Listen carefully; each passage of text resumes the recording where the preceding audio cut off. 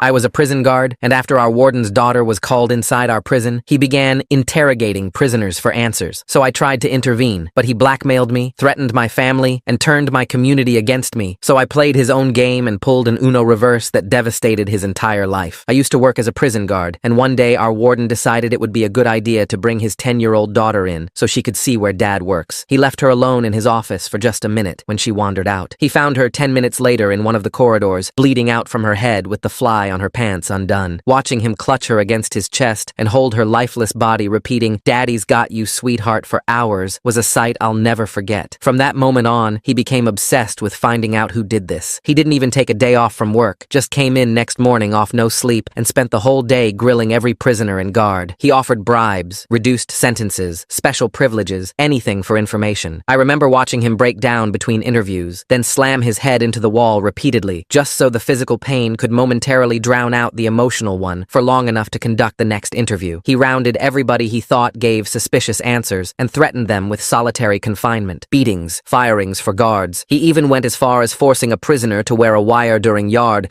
to hopefully catch an admission, threatening that prisoner with an extra 2 years to his sentence if he didn't wear it. Unfortunately, his interviews didn't get him an answer, so he started becoming more harsh. 2.5 weeks after the death, he came into work hammered and grabbed me by the shoulders, telling me today was the beginning of the end. He then rounded up all the prisoners and announced to them that until the truth about who did it comes out, they would only be getting fed every second day. The backlash was brutal, and the warden took that as a sign that the people protesting were guilty. He got a hold of everyone who stepped out of line and ordered us, the guards, to hit them. Some guards, including myself, felt bad and didn't want to, but he threatened our jobs, saying if we're hesitating, then that means one of us must have culled his daughter. He'd pace around the prison either high or hammered every day, banging on random cells to tearfully beg for someone to tell him who took his daughter. When that didn't work, he began threatening the prisoners' children. He'd call up the prisoners he found most suspicious into his office and vividly describe to them the connections he had outside and what he could do to their families if they didn't confess. Unsurprisingly, this led to the prisoners hating him, with one particular inmate even lunging at the warden in the office. Said inmate ended up getting stabbed in the arm and had 5 years added to his sentence. But that wasn't even the worst part. You see, the warden took this inmate's rebellion as a clear admission that he was the guilty one, and because of that, the inmate, Jeremiah, was brought back to the warden's office a few days later. Nobody saw Jeremiah again for the following days after, so we all assumed he was just thrown in solitary or something. But then one day, while going to get coffee, I heard screaming coming from the underground tunnels below. I went down to investigate, and the more I followed the sound, the more disturbing it got, like nothing I'd ever even envisioned before. I remember going to the door where the sound was coming from, and through the crack, I could see it. The warden had Jeremiah tied to a chair. He was doing horror movie level things to him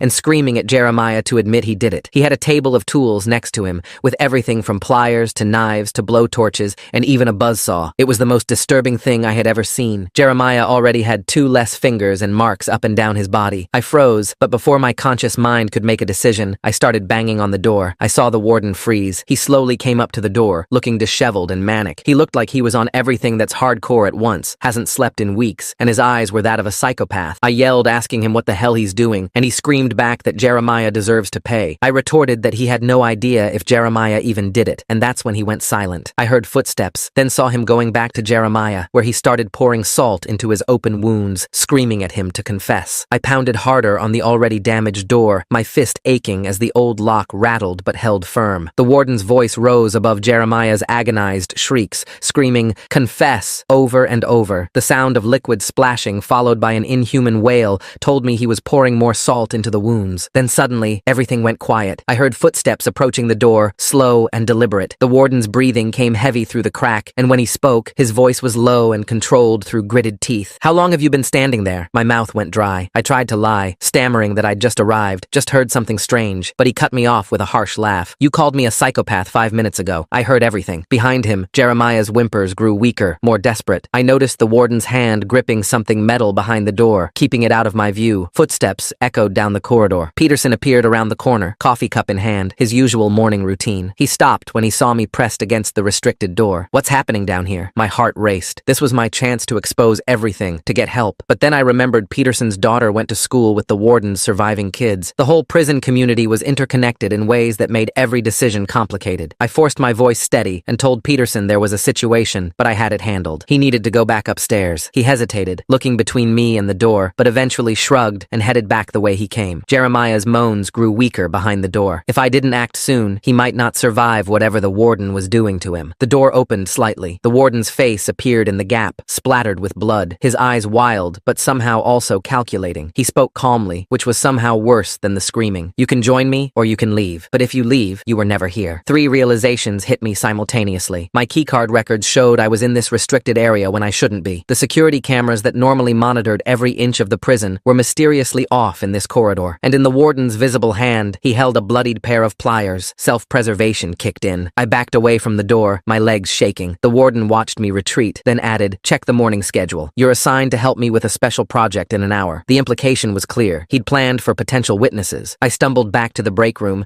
my hands shaking so badly I couldn't hold the coffee cup steady. Hot liquid spilled over my fingers, but I barely felt it. Around me, other guards chatted about their weekends, and I heard Daniels mention how the warden seemed better today, more focused. They had no idea what was happening 50 feet below their feet. My phone buzzed, a text from my wife asking if I was okay, worried because I'd missed dinner again. She mentioned my phone had died for the 3rd time this month, and I really needed to get a new one. Normal life continuing while horror unfolded in the basement. I pulled up the personnel files on the break room computer, needing to know more about Jeremiah. His record showed 15 years for armed robbery, multiple infractions inside including 3 fights, and suspected contraband smuggling. The other guards already didn't trust him. The warden had chosen his victim carefully, someone who wouldn't be missed or believed. The main door buzzed, and the head of the prison board walked in unexpectedly. My stomach dropped, but he just smiled and shook hands with the day shift supervisor, praising the warden's handling of recent discipline issues. He mentioned doing a routine inspection of the facilities. I watched him walk past the entrance to the restricted area, completely unaware that torture was happening just 50 feet below. The prison chaplain appeared at the warden's office door, holding papers that needed signing for the memorial service. The warden would have to come up, would have to play the grieving father in public while Jeremiah bled in the basement. The thought made me sick. My hands started trembling again, worse than before. The sounds from the basement had triggered something deep, bringing back memories from my deployment. Collins noticed and put a hand on my shoulder, saying I looked rough. "Just like when you came back from Afghanistan," he said. "This whole thing with the warden's daughter has everyone messed up." My phone buzzed with a notification. The warden had created a new WhatsApp group for all guards titled Safety Updates. But as I watched guards getting added and their read receipts appearing, I realized what this really was. He was tracking who was active, who was responding, who was staying neutral versus supporting him. I tried to head back downstairs to check on Jeremiah, but found new security protocols had been implemented overnight. My keycard no longer worked for that area. When I asked about it, the desk sergeant just shrugged and said the warden had implemented needed changes after the tragedy. Everyone supported him. Who would question a grieving father's desire for increased security? Throughout the day, I watched the warden work the room during shift change. His grief had earned him a special kind of power. The administrative staff now informally checked with him before approving any guard requests. When I tried to adjust my schedule, the secretary asked if I'd run it by the warden first. He'd built a soft power structure through tragedy. By evening, I could barely function. I hadn't slept, haunted by the sounds from the basement. During shift change briefing, I stumbled over my words, mixing up assignments. The arriving guards exchanged glances, probably thinking I'd been drinking. My partner, Thompson, pulled me aside after the briefing. We'd worked together 5 years, covered for each other countless times, but now his face was hard. "I can't keep doing this," he said. "Either report him or transfer out, but I won't lose my job over your conscience." That night, the local news ran a puff piece about the warden's strength through tragedy. The reporter interviewed him at his daughter's favorite playground, talking about how the prison community had rallied around him. The comments section filled with supportive messages from guards' families. My own mother shared the article on Facebook, praising that poor man's resilience. The next morning, I learned Jeremiah had been moved to medical isolation on Sewerslide watch. Only the warden, medical staff, and specifically assigned guards could see him. The bandages on his hands and the bruises on his arms were hidden from general view. Rodriguez found me during lunch break. We'd been friends since training. Our kids played together. He looked uncomfortable as he admitted his son had applied for the criminal justice program at State College. He needed the warden's recommendation letter. The unspoken message was clear. Don't make him choose between friendship and his son's future. I realized then how trapped I was. To prove Jeremiah had been tortured rather than attempting Sewerslide would mean revealing I'd been in a restricted area without authorization. Every move I might make had been anticipated. At 2 a.m., I headed to the bathroom and found the warden at the sink, washing blood from his uniform. He looked up when I entered, smiled that cold smile, and said simply, "Jeremiah had another episode." We stood there, understanding passing between us. He knew that I knew. I knew that he would destroy me if I talked. This was no longer about justice or truth. This had become a chess match, and I was already 3 moves behind. The warden's psychological warfare began in earnest the following week. I discovered he'd started attending the same grief support group as my widowed sister-in-law, Sarah. She mentioned it casually during Sunday dinner, how this kind man who'd lost his daughter had been texting her supportive Bible verses. My blood ran cold when she showed me the messages. He was quoting her late husband's favorite passages, information he could only have gotten from personnel files. My wife noticed my distress that night. I tried explaining about the torture, about what I'd witnessed in the basement. She frowned, confusion crossing her face. She said I'd told her something different yesterday, that I'd heard rumors, not seen anything directly. We both realized the stress was affecting my memory, making me an unreliable witness, even to my own family. The next morning brought another blow. While searching for leverage, I found my own past incident reports in the filing system. 3 years ago, I'd written a commendation praising the warden's firm but fair discipline methods after he'd handled a prisoner riot. My own words, my own signature, documenting support for his harsh treatment of inmates. He'd kept copies, of course. My son came home from school that afternoon with tears in his eyes. The warden's surviving 8-year-old had told him during recess that his daddy said my daddy was sick and might hurt people. The psychological war had reached our children. I watched my boy's confused face as I tried to explain that sometimes adults disagree about important things. I pulled the break room security footage from the night I discovered the torture. The camera showed me entering the restricted area, my timestamp clear, but the angle didn't capture the corridor leading to the torture room, a standard blind spot every guard knew about. The footage proved I was where I shouldn't have been, but showed nothing of what I'd witnessed. The prison psychologist called me in for a mandatory evaluation. She noted my exhaustion and trauma response following the child's murder, suggesting I take medical leave. Her report would document my paranoid fixation on the warden. Another chess piece moved against me. Late one night, I remembered watching the warden type his computer password during happier times. I tried variations of his daughter's name at an unattended terminal, hoping to find evidence. The system locked me out after 3 attempts, and I knew IT would report the failed access attempts by morning. Studying the shift logs, I noticed a pattern. The warden's special projects in the basement aligned perfectly with his daughter's favorite TV show schedule, 7 to 8 p.m. He was torturing Jeremiah during the time he used to spend watching cartoons with her. The prison counselor pulled me aside after our mandated session. Policy required her to report any concerning statements about colleagues to administration. My accusations against the warden would be documented as potential signs of psychological instability. I attempted to record the warden at his daughter's memorial service, hoping grief might make him confess something. He spotted my phone immediately, stopping mid-eulogy. His voice carried across the silent congregation as he asked if I was still trying to make this about myself. Every head turned to stare at me. I pocketed the phone, my face burning. The shift change protocols meant I had to leave each day without confirming if Jeremiah was still alive. The uncertainty crushed me. Was he recovering? Was the torture continuing? The not knowing became its own form of torture. My union representative met with me in the parking lot, away from prison cameras. He listened to my story, then shook his head. Even if it was true, he explained, no one would believe a grieving father had become a monster. He had his own family to protect, his own job to consider, another ally lost. I began noticing small things. The warden now wore his daughter's Minnie Mouse watch, sitting at her favorite spot in the cafeteria during lunch. Other guards saw it as a touching tribute to his lost child. They didn't see the calculated performance I was witnessing. He approached me privately with an offer, a transfer to day shift with a raise, if I would focus on healing and moving forward. The words were carefully chosen: accept the bribe or face the consequences. I refused, trying to maintain some integrity. My assignments immediately became the worst possible. Night shifts in the most dangerous wings, paired with rookie guards who couldn't provide backup. Thompson formally requested a new partner. I was being systematically isolated. While reviewing security footage for any evidence, I made a discovery. Another prisoner, Marcus, appeared in the corridor just 5 minutes before the daughter was found. But Marcus had been on the lockdown list that day, a list controlled by the warden. He'd never been interviewed because officially he couldn't have been there. The warden and I both realized something crucial. His daughter's iPad, still in the evidence locker, might contain photos or videos from that day, but it was passcode protected, and only she had known the code. We were both thinking the same thing. What secrets did that device hold? My attempted proof crumbled when the prison doctor explained Jeremiah's injuries to investigators. The wounds were consistent with his documented history of self-harm from previous facilities. The medical records supported the Sewerslide watch story. Every avenue I pursued had been anticipated and blocked. My mother called that evening, her voice strained. She attended the same church grief support group as the warden's mother, Gloria. She was torn between believing her son and abandoning a friend in her deepest pain. I could hear the choice in her voice before before she made it. She would support both families, but couldn't provide money for any legal battle I might pursue. Desperation drove me to adopt the warden's own tactics. I started fabricating prisoner complaints, hoping to trigger an external investigation. I wrote reports about concerning sounds from restricted areas, backdating them to seem legitimate. I was becoming what I'd sworn to fight against. I orchestrated an accidental encounter with a state inspector at a gas station. While buying coffee, I casually mentioned the unusual injury patterns I'd been seeing among inmates. I planted seeds of doubt, watching them take root in the inspector's expression. The warden had taught me well. Sometimes the indirect approach worked better than direct accusations. Before the warden realized what I was doing, I screenshotted the employee complaint system. Multiple guards had reported concerning sounds from restricted areas over the past weeks. Their reports had been marked as reviewed and resolved by the warden himself, evidence of a pattern. Finally, the daughter's teacher reached out to me privately. She revealed the child had seemed anxious about visiting the prison, though excited about the promised ice cream afterward. Normal childhood nervousness, nothing that suggested what would happen, but it added another layer to the tragedy. My investigation consumed everything. I missed my son's school play while staking out the prison, trying to document the warden's movements. My wife texted me a photo of the empty seat beside her. The disappointment in her message was clear without words. Legal consultation drained our savings. The lawyer explained how difficult it would be to prove anything without Jeremiah's testimony. Meanwhile, the warden received paid administrative leave for grief counseling. The system protected its own. Everything exploded at the memorial playground dedication. Surrounded by grieving families, I couldn't contain myself anymore. I accused the warden publicly, my words spilling out in a desperate rush. Children cried. Parents pulled their families away. The scene became chaos, traumatizing the very people we were supposed to be honoring. The suspension came immediately, without pay, pending psychological evaluation. The evaluation was scheduled with Dr. Harrison, the warden's golf buddy. Another move in the chess game, another piece positioned against me. I moved into my brother's basement, my marriage hanging by a thread. The warden, meanwhile, received casseroles and sympathy from the community. The contrast wasn't lost on anyone. My wife's ultimatum came during one of my brief visits home. Either get proof or get help, but stop destroying our family for a maybe. The pain in her eyes was worse than any physical torture. Our family was becoming collateral damage in my pursuit of justice. My investigation caused an innocent janitor, Martinez, to be suspended. The cleaning logs showed him near the torture room during the times I'd identified. He hadn't done anything wrong, just been in the wrong place at the wrong time. His daughter asked why Daddy couldn't buy her school supplies anymore. Martinez's wife confronted me at the grocery store. Her words cut deep. I was as bad as the warden, destroying families for my obsession. I wanted to explain,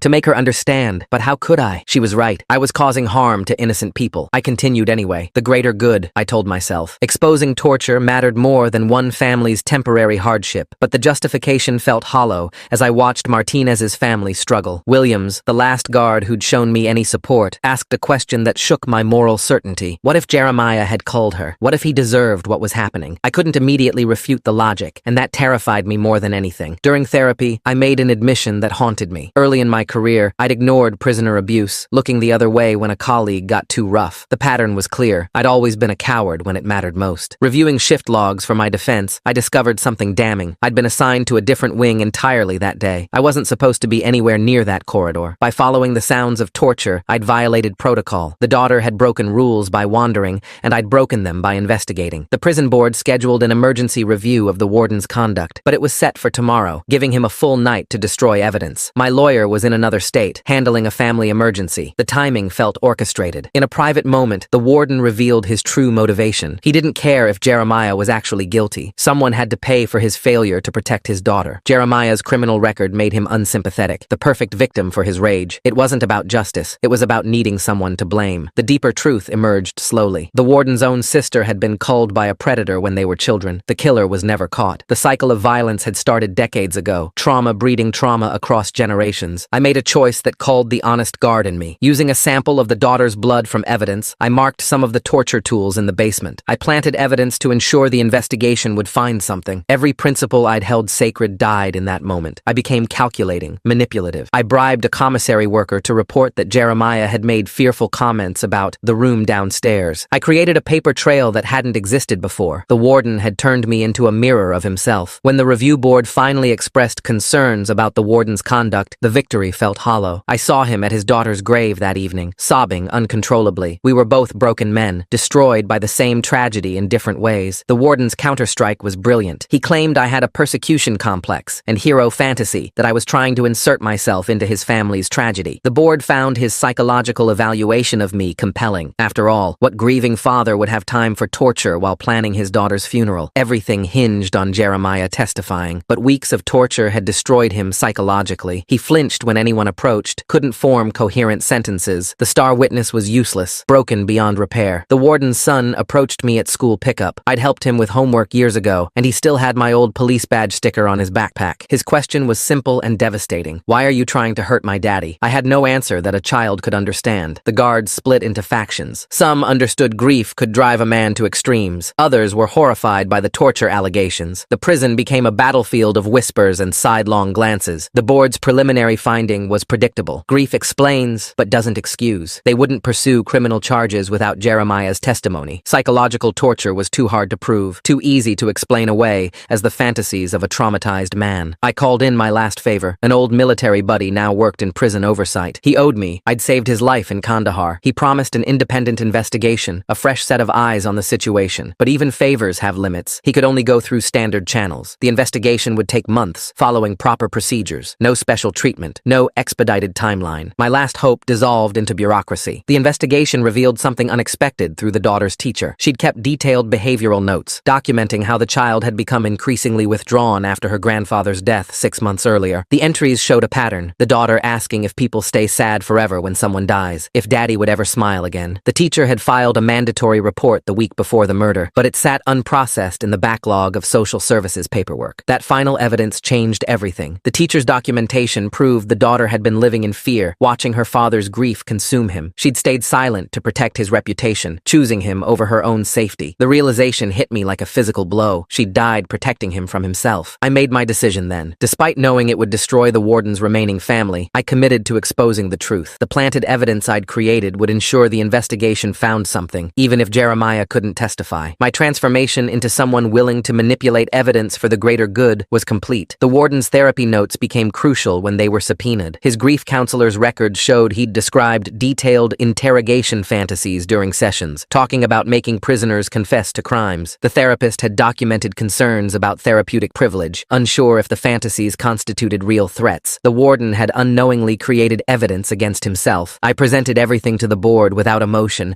maintaining complete professional demeanor. The screenshots of employee complaints, the teacher's documentation, the therapy notes, all laid out in chronological order. Across the table, the warden watched me work, and I saw the moment he realized he'd been outmaneuvered. His chess game had failed because he'd underestimated how far I'd go. The pattern of abuse became undeniable as more guards found courage to come forward. They described witnessing the warden's escalating behavior, the threats against their jobs if they reported anything. Each testimony added weight to the investigation. The prison's culture of silence finally cracked. Both sides prepared final evidence packages, while the board announced their decision would come through written review rather than dramatic hearings. No courtroom theatrics, just administrative process grinding toward conclusion. The anticlimax felt appropriate somehow. Bureaucracy resolving what violence had created. Review day arrived with the entire prison on edge. Guards gathered in the parking lot, families sitting together regardless of which side their husbands had chosen. Some wives brought coffee and sandwiches, turning the vigil into an impromptu community gathering. The divide between supporters and accusers blurred as everyone waited for answers. The physical toll showed on both of us. The warden had lost 30 pounds, his hands trembling constantly. I wasn't much better. The stress had aged me years and months. We passed each other in the hallway that morning, two broken men destroyed by the same tragedy, neither speaking. The truth emerged through the board's written finding. They documented how grief had transformed into madness, madness into torture, torture into institutional failure. The language was clinical, bureaucratic, but the conclusion was clear. The system had failed at every level, from the warden down to guards like me who'd initially stayed silent. The prison chaplain's statement proved decisive. He'd provided written testimony that during a prayer session, the warden had confessed to going too far with Jeremiah. The chaplain struggled with breaking confidentiality, but ultimately decided he couldn't lie, even for a grieving father. His moral courage highlighted my own earlier cowardice. The board ordered 3 things: criminal investigation into the warden's actions, mandatory psychiatric evaluation, and federal review of the entire prison system. The administrative language couldn't hide the magnitude of what they'd uncovered. Decades of overlooked abuse had finally reached a tipping point. My hidden phone recording was authenticated despite its poor quality. Audio experts confirmed Jeremiah's screams, and the warden's voice were identifiable. The recording wouldn't be admissible in criminal court due to consent laws, but for employment action, it provided irrefutable evidence. Technology had captured what human witnesses had been too afraid to report. The evidence proved torture, while simultaneously revealing the warden's complete psychological break after his daughter's murder. The psychiatric evaluation showed he genuinely believed Jeremiah was guilty, despite no evidence. His delusion was absolute. He'd convinced himself torture would produce truth. The human mind's capacity for self-deception had enabled atrocity. The warden's breakdown during his final interview was complete. He ranted about Jeremiah, about his daughter, about the conspiracy of guards protecting a child killer. Even faced with evidence of Jeremiah's innocence, he couldn't accept it. His grief had created an alternate reality where torture was justice. When offered the chance to speak at the administrative hearing, I faced a choice between vengeance and mercy. Part of me wanted maximum punishment, wanted him to suffer as Jeremiah had suffered, but Sarah's memory stopped me. She wouldn't want more violence born from violence. I advocated for psychiatric treatment rather than maximum prison time. The warden needed help, not just punishment. My recommendation focused on removing him from any position of power while ensuring he received mental health treatment. The board seemed surprised by my restraint. The final determination came down. The warden was removed from his position, permanently banned from correctional work, and ordered to a psychiatric facility for evaluation and treatment. Criminal charges would be filed, but the focus would be on rehabilitation rather than pure punishment. It felt like the best outcome possible from an impossible situation. The prison community split between those calling me courageous and those branding me a rat who'd betrayed a grieving father. Death threats arrived at my brother's house. Former colleagues crossed the street to avoid me. My family's safety became a constant concern, making relocation necessary. We found a small apartment 3 towns over. My wife had stayed despite everything, though our marriage bore deep scars. Trust, once broken, heals slowly. We attended counseling, working through the trauma that had infected our entire family. Some days were better than others. Finding work proved challenging. My resume showed 20 years in corrections, but the scandal followed me. Applications went unanswered. Finally, a hardware store hired me for inventory management. The pay was half what I'd made as a guard, but it was honest work without moral compromise. Sleep remained elusive. At 3 a.m., I'd wake to phantom sounds of screaming. Therapy helped, but some wounds don't fully heal. The therapist said trauma response was normal after what I'd witnessed and done. Healing would take time I wasn't sure I had. Jeremiah was released early due to false imprisonment. The years of his sentence served during and after torture were vacated. He disappeared immediately upon release. No forwarding address, no contact information. I hoped he found peace somewhere, though I doubted it was possible. The warden's surviving children entered intensive therapy. Reports filtered through mutual acquaintances about their struggles. The 8-year-old who'd told my son I was sick now battled his own demons. Another generation marked by trauma, the cycle continuing despite our efforts to break it. Federal monitoring transformed the prison. New oversight protocols, mandatory reporting systems, independent review boards, all implemented to prevent future abuse. The guards who'd stayed silent faced retraining or termination. The culture of complicity slowly dissolved under external pressure. Martinez was reinstated with back pay after the investigation cleared him. His wife never spoke to me again, but I heard his daughter got her school supplies. Small victories in an ocean of damage. At least one innocent family had been made whole. The daughter's murder remained unsolved. Marcus, the prisoner who'd been in the corridor, was questioned extensively, but no evidence linked him to the crime. The iPad never yielded its secrets. Sometimes there are no answers, no closure, just absence where a child should be. Justice came through institutional channels rather than dramatic confrontation. The warden received treatment while being held accountable. Jeremiah gained freedom, but not healing. The system changed incrementally. I kept my integrity, but lost my career and community. Looking at the final tally, everyone lost something. The warden lost his daughter, then his sanity, then his freedom. Jeremiah lost years and his psychological health. Martinez temporarily lost his livelihood. My family lost stability and community. The other guards lost their comfortable silence. But from those losses came necessary change. A corrupt system faced scrutiny. Abuse was exposed and addressed. Future prisoners might be safer because we'd finally broken the silence. It wasn't the justice anyone wanted, but it was what we achieved. My son asked me once if I regretted getting involved. I told him the truth. I regretted not acting sooner. That first day, when I heard the screams and knocked on the door, I'd chosen protocol over instinct. If I'd forced my way in, called for backup immediately, maybe Jeremiah would have suffered less. The hardware store job became routine. Stock shelves, check inventory, help customers find what they need. Simple tasks without moral complexity. My coworkers didn't know my history, and I didn't share it. Sometimes anonymity is its own form of freedom. My wife and I rebuilt slowly. Trust grew through small acts, showing up, keeping promises, choosing transparency over secrecy. We'd never be who we were before, but maybe we were becoming something stronger. Trauma had tested us, and we'd survived, scarred, but intact. The story ended not with triumph, but with ordinary life resuming after extraordinary horror. Justice was partial, healing incomplete, consequences ongoing. The warden got treatment, Jeremiah got freedom, the prison got reform, and I got a second chance at being the man I should have been from the start. start. In the end, that had to be enough.